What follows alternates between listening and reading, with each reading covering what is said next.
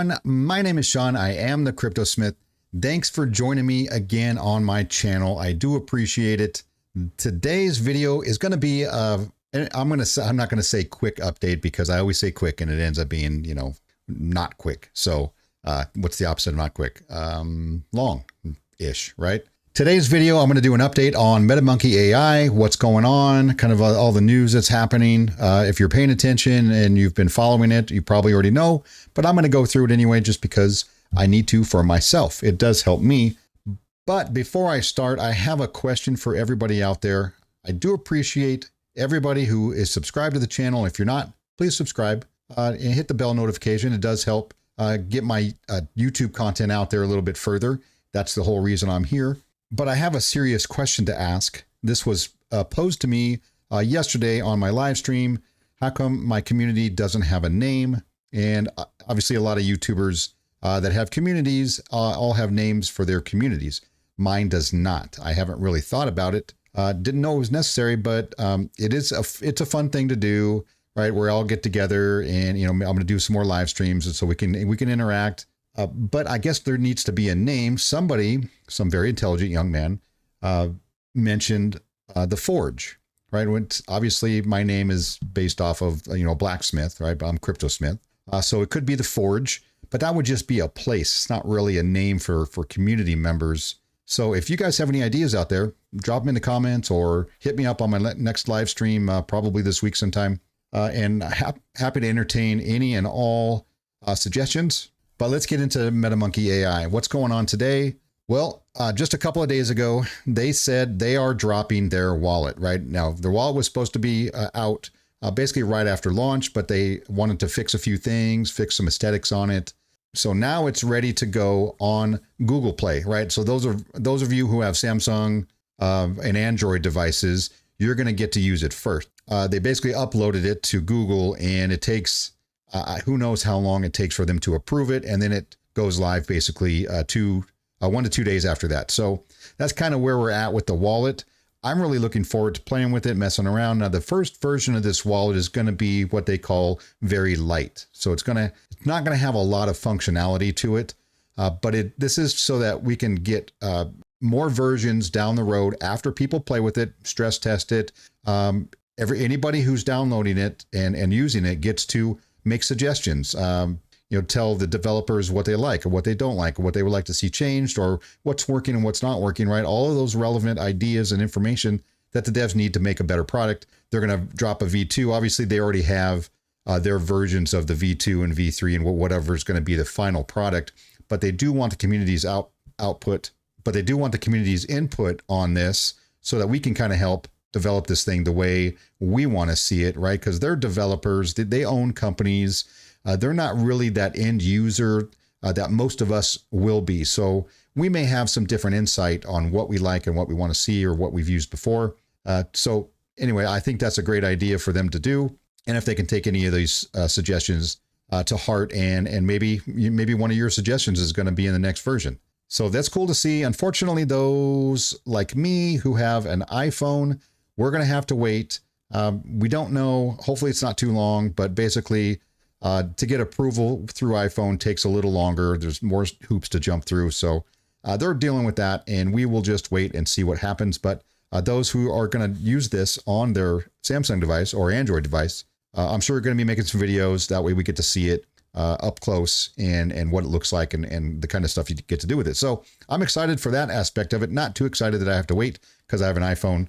But that's where we're at, right? You make choices and you got to live with them. What else has happened recently? Well, Bitmart launched a MetaMonkey AI on their exchange. So that's also cool. Bitmart is, let's see, they are a top exchange. They do about $1 billion a day in volume, which is big. And that's pretty standard for some of these top exchanges.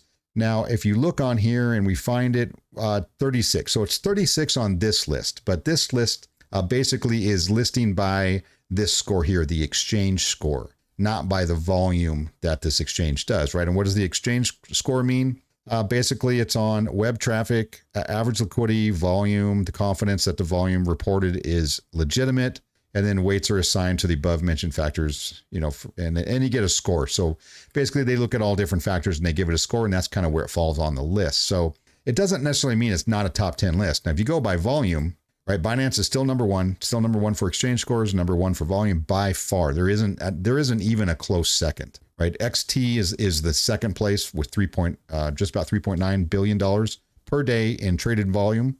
Let's see if we can find Bitmart on here. So Bitmart on here, okay, 1, 2, 3, 4, 5, 6, 7, 8, 9, 10, 11, 12, 13, 15, 16, 17. So basically it's top 20 as far as volume goes. So, and I know I talked about this in a previous video, not related to MetaMonkey AI, but you have to kind of realize when projects tell you, hey, we're going to get listed on a top 10 exchange, right? It may not be the same top 10 exchange that you're thinking of.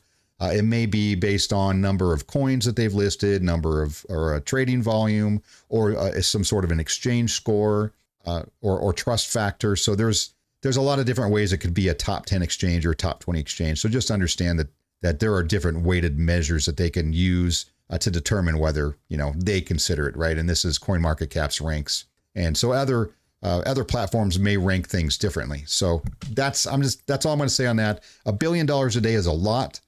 Obviously, when you get down here, there's only a handful that are $1 billion a day, and then it goes down from there, right? Most of them are in the hundreds of millions. So Bitmart, LBank, BKEX, right? These are all exchanges that do about $1 billion, so that's a lot of trading volume on these exchanges.